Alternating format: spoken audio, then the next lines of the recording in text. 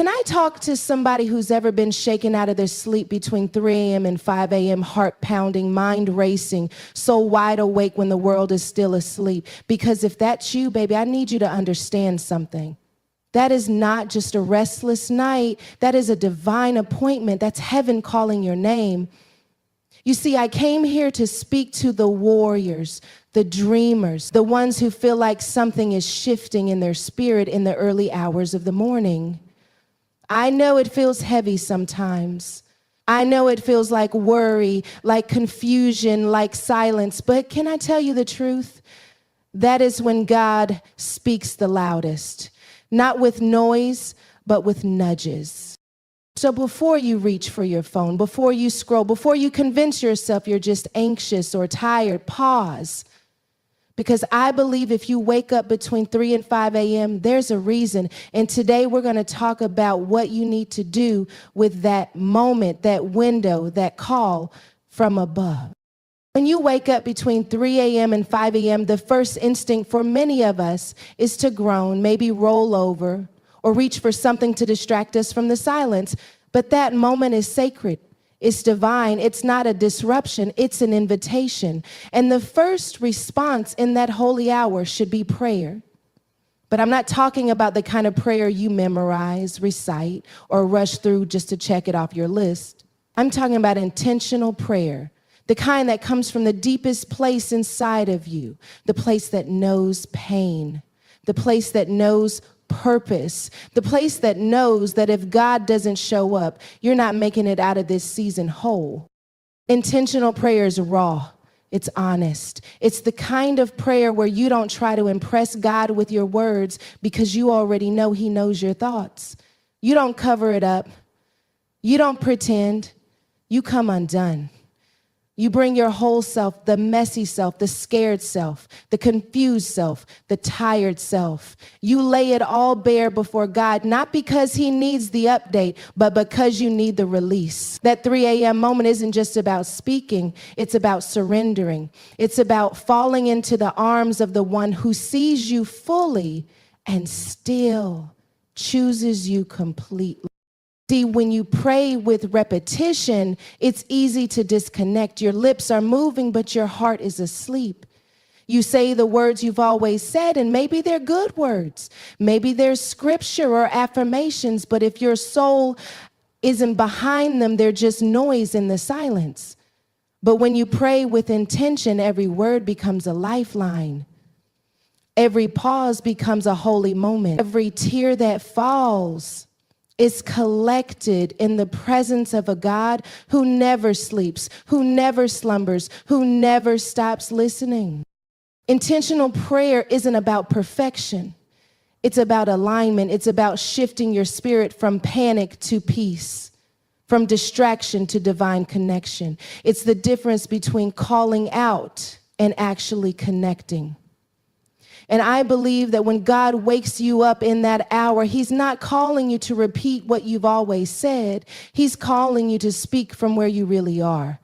That kind of prayer doesn't require fancy language. It requires truth, the truth about what's hurting you, the truth about what you're afraid of, the truth about how tired you are of being strong for everybody else.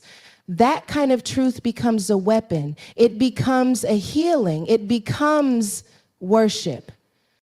Sometimes intentional prayer isn't even about talking. Sometimes it's about listening. It's about sitting in the stillness and letting God speak into the parts of you that have been silent for too long. We don't always need more words. Sometimes we need more awareness. God isn't always trying to fix your circumstances. Sometimes He's trying to shift your perspective. But you'll miss it if all you're doing is talking to be heard. Prayer is a two-way conversation.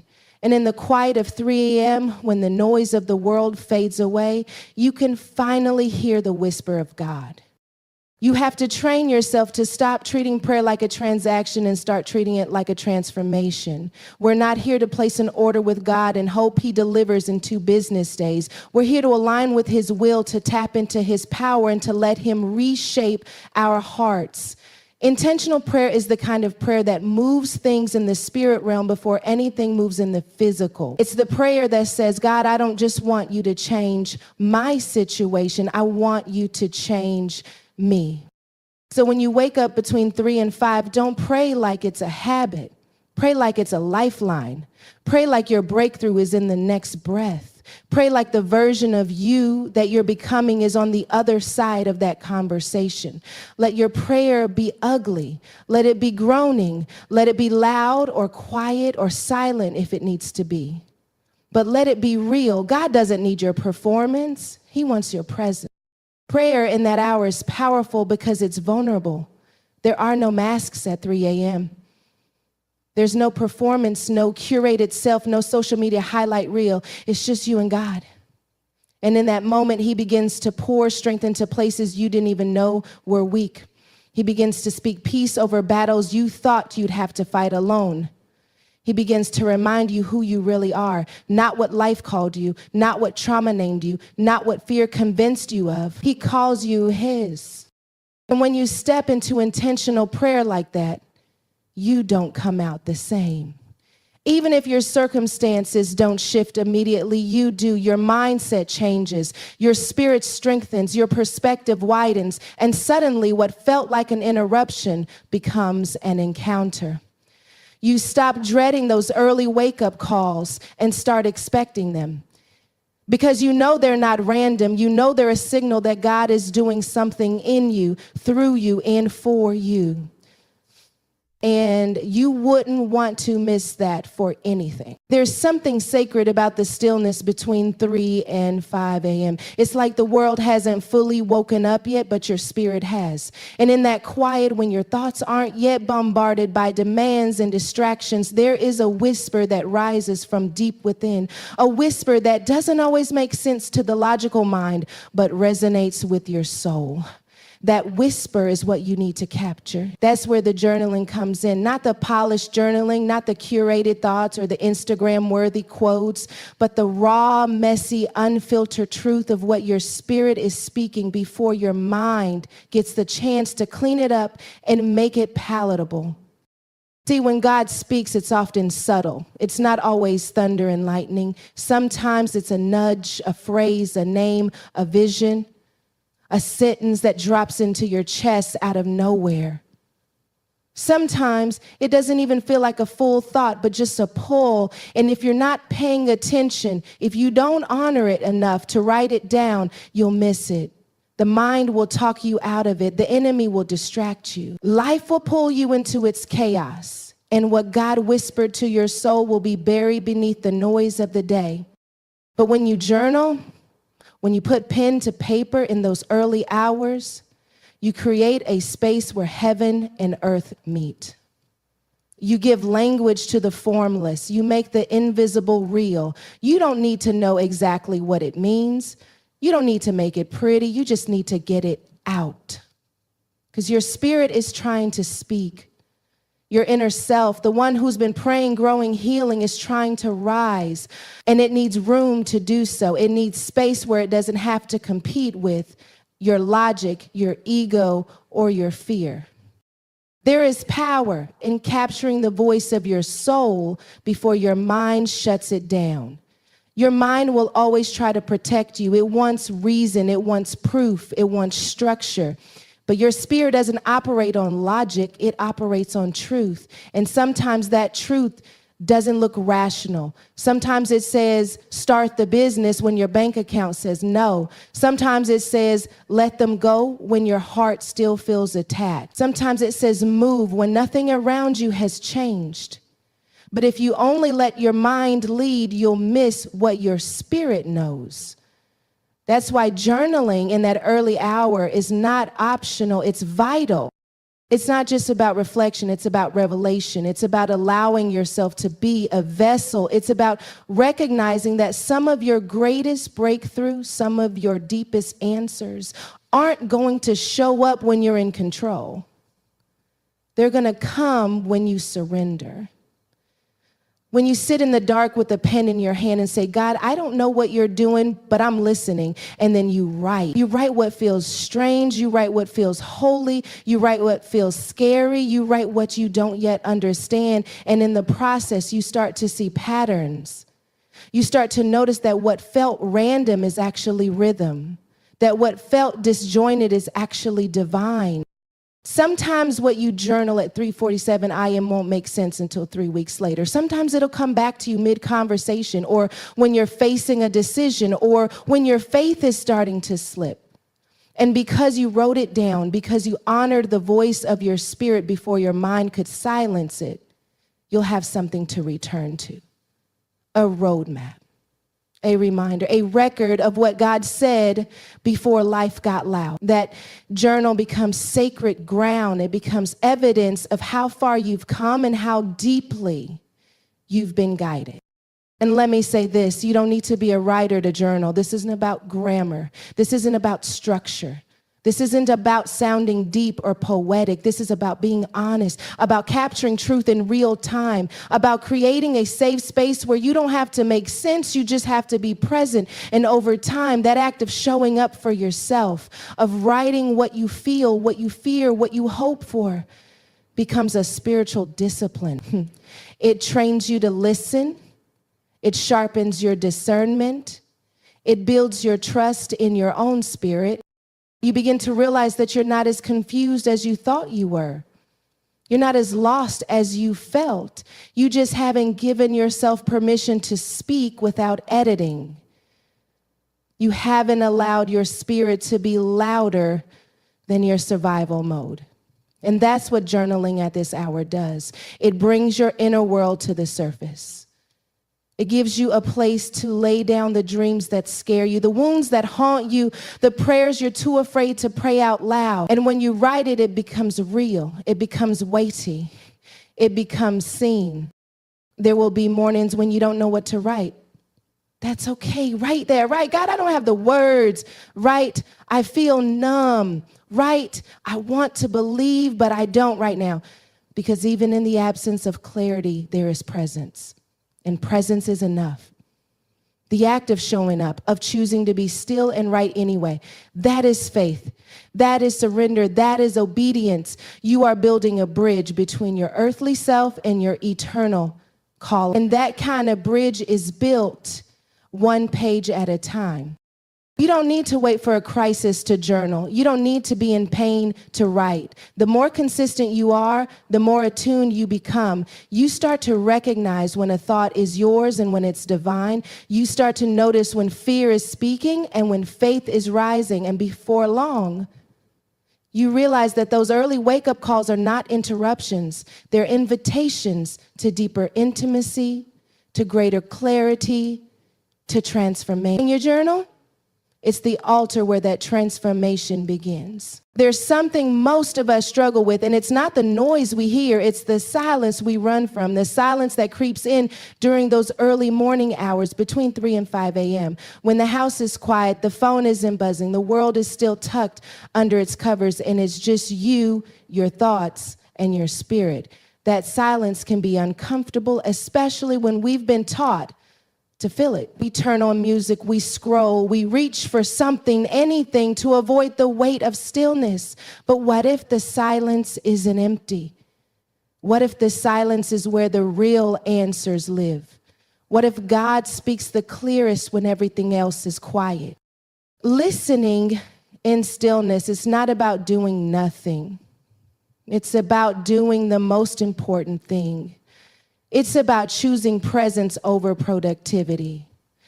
We live in a world that's obsessed with movement, obsessed with output, obsessed with constant noise that drowns out our inner voice. But in those hours before the sun rises, before the day demands your energy, you're given a gift. The gift of quiet, the gift of space, the gift of hearing what you can't hear when life gets loud. And if you always rush to fill the silence, you'll miss what the silence is trying to say. Stillness is spiritual, stillness is sacred, and stillness is a skill. It takes practice to stop reacting, to stop filling every moment with activity, to stop assuming that silence means something is wrong, because sometimes silence is just space for alignment. It's space for your soul to catch up with your body. It's space for your heart to soften. It's space for your spirit to listen, not just for a sound, but for a shift. There's a difference between hearing and listening. Hearing picks up noise. Listening picks up direction. Listening in stillness is not just about tuning in. It's about surrendering your need to control what you hear. When you sit in the stillness of those early hours, you may feel restless at first. You might feel like nothing is happening. You might wonder if you're wasting time. But the truth is, your spirit is adjusting. It's detoxing from distraction. It's unclenching from the tension of the day before. And in that space, something begins to open. You begin to hear thoughts you didn't know you had. You begin to notice how fast your mind runs when you don't distract it. And more importantly, you begin to recognize the difference between your own anxiety and God's whisper. Sometimes God won't speak until you stop speaking, not because he can't, but because you're not able to receive it yet. Listening in stillness is a way of saying, I'm not here just to talk. I'm here to be taught. It's an act of humility, an act of trust. A declaration that says, God, I trust what you have to say more than I trust what I want to hear. Because let's be honest, most of us come to God with an agenda. We want answers. We want confirmation. We want peace, but we want it on our terms. Stillness removes the terms. It opens us up to the unexpected. It teaches us to be okay with waiting. It teaches us to sit without forcing a result. In the stillness, you start to become aware of things that normally slip past you. The tightening in your chest you've been ignoring, the repeating thought you've been suppressing, the gentle nudge to forgive, to release, to shift direction. These things don't shout, they whisper. They emerge in silence, and if you don't sit long enough to hear them, they get buried under your busy. There's healing in stillness, but healing takes attention. It takes time. It takes space. And the more you resist it, the more you delay the restoration your soul is craving. You don't need to know how to do it right. This isn't about posture or perfection. This isn't meditation with an agenda. This is about sacred space. This is about creating room in your spirit for the divine to speak. It can look like sitting on the edge of your bed in the dark, eyes closed, heart open. It can look like walking slowly around your house with no sound but your breath. It can look like placing your hand on your heart and just saying, I'm here, I'm listening. The form doesn't matter, the presence does. Stillness teaches you to recognize the voice of God in the absence of volume. So many of us wait for signs. We wait for dramatic moments. But God often chooses subtlety, a thought you didn't expect, a peace that settles over you without reason, a quiet strength rising in your chest. These are not accidents. These are signals. And if you're too busy talking, moving, scrolling, or controlling, you'll miss them. The discipline of stillness sharpens your discernment. You begin to feel when something is off. You begin to sense when something is divine. You begin to develop a sensitivity that doesn't require a crisis to hear clearly. There will be times in life when you don't know what to do next, when nothing is working, when prayers feel unanswered and doors feel stuck. And in those moments, your instinct might be to do more, hustle harder, push through. But what if the answer is not in doing more, but in being still more? What if clarity doesn't come from effort, but from alignment? What if everything you're striving to hear is already available, but the volume of your life is turned up too loud? Stillness isn't passive. It's powerful. It's where you remember that you are not your performance. You are not your productivity. You are not your plans. You are a vessel. And vessels must be still to be filled. When you learn to listen in stillness, you start to trust yourself more, not because you suddenly have all the answers, but because you've tuned into the source that does. You no longer need external validation for every step. You stop doubting your instincts. You stop overthinking every move because your spirit becomes trained to recognize divine timing, divine rhythm, divine presence. You become less reactive and more rooted, less frantic and more focused. You begin to walk with a peace that confuses people because they think you should be stressed. You begin to carry a clarity that others try to explain logically, but can only be understood spiritually. Stillness gives you access, not just to God, but to yourself. The self beneath the roles, the self beneath the trauma, the self you've been too busy to meet. And once you meet her, you'll never settle for noise again. There's a power in your words that most people underestimate, not because they don't speak, but because they don't speak with authority. They don't realize that what they say before the world wakes up can shift the entire atmosphere of their day. Between 3 and 5 a.m., before your phone starts ringing, before emails pile up, before your name is called 100 different ways, there's a moment that belongs to you. And in that moment, you get to decide how you will show up, not how the world tells you to show up, not how your past says you're supposed to show up, but how your purpose demands that you show up. You set that tone, not by accident, but by declaration. There's something spiritual about speaking out loud when no one else is around to hear it. It's not for them. It's not performance. It's proclamation. You are announcing to heaven, to the atmosphere, to your doubt, and to your destiny that you are not here to live on autopilot. You are not here to survive one more day in silence. You are here to live on purpose, with purpose, for purpose. And that declaration needs to come from your lips before purpose. For purpose, and that declaration needs to come from your lips before the world tries to hand you its narrative. Because if you don't claim your identity in the morning, the world will define it for you by noon. When you wake up in that holy window, your spirit is more sensitive. You're not yet covered in the layers of the day. That's the time to speak life, to call things into order, to remind your heart, your mind, your body, and your calling who they belong to and what they're here for. That's not fluff. That's not hype. That's warfare. Every time you declare your purpose, you break an agreement with confusion. Every time you speak what God said about you, you cancel out the lies that try to creep in before breakfast. And I don't care how strong you are, if you're not speaking life, something else is speaking by default. Silence isn't always neutral. Sometimes it's consent. You've got to learn to prophecy over your own life. You can't wait for someone to call you gifted, anointed, worthy, or chosen.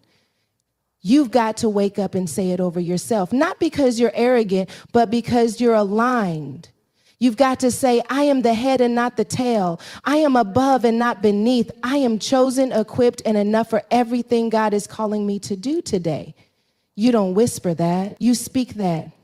You declare it in the face of fear, in the face of imposter syndrome, in the face of every generational lie that said you weren't good enough, smart enough, strong enough. You speak until you believe it. And then you keep speaking so you don't forget. The truth is, there are things trying to set the tone for you before you even leave the house. Old thoughts, trauma responses, the voice of your past, the pressure of people's expectations. If you're not careful, those voices will become louder than your inner truth. And so before anything else gets access to your spirit, you've got to raise your voice. You've got to create the sound that your future can follow. You've got to align your words with your assignment. Don't just speak about what you hope for. Speak from the place of who you already are in the spirit. Don't just react to your circumstances. Respond from your calling. The enemy isn't intimidated by noise. The enemy is intimidated by clarity. The enemy doesn't care if you're busy, he cares if you're bold. And boldness starts in the dark. It starts when you choose to open your mouth and say what you mean before you're asked to explain it. You don't need a stage to make a declaration. You don't need a crowd to make it count. All you need is a moment of agreement with heaven. A moment where you say, I may not see it yet, but I'm walking in it.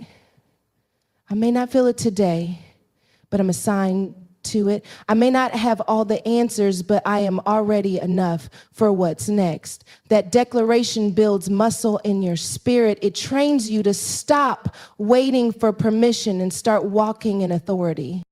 You don't have to yell it, but you do have to mean it. This isn't about volume, it's about intention. Sometimes it's one sentence, sometimes it's a string of affirmations. Sometimes it's scripture turned into a statement of power, but the point is, you don't let the world speak louder than your spirit. You don't let comparison mute your courage. You don't let insecurity do the talking when you've been given divine breath to shape the atmosphere around you. Because words build worlds. And before anyone else gets to build yours, you better speak it into alignment with God's vision. Purpose needs a voice. And that voice has to come from you, not your best friend, not your mentor, not your pastor, you, because the most powerful agreement you'll ever make is the one between your mouth and your mission. And the earlier in the day you make that agreement, the stronger you'll be when resistance comes, because it will come. Life will test the words you speak. The moment you say you're free, something will try to trap you. The moment you say you're focused, something will try to distract you. But when you've declared your purpose in advance, you're already ahead. You're already prepared. You're already armored with truth, not just intention. You may not feel strong every morning. That's okay. Speak strength anyway. You may not feel joyful. Speak joy anyway. You may not feel like you're capable. Speak capability anyway. Because your emotions don't get the final say. Your spirit does. And your spirit speaks through your mouth. That's why you've got to be intentional about what you say when you first wake up. Your voice is a key, and what you unlock with it will either lead you into power or pull you back into passivity. You've got to take ownership of your day before your day tries to own you. You've got to declare peace before the stress hits. You've got to declare patience before the test comes. You've got to declare love before the offense shows up. That's what it means to lead with your spirit. That's what it means to set the tone. You don't let the atmosphere dictate your posture. You bring your own weather. You walk into every room already clear on who you are. And that clarity, it starts in the dark. It starts when no one is watching. It starts with your voice and your vision meeting in the quiet hours of the morning.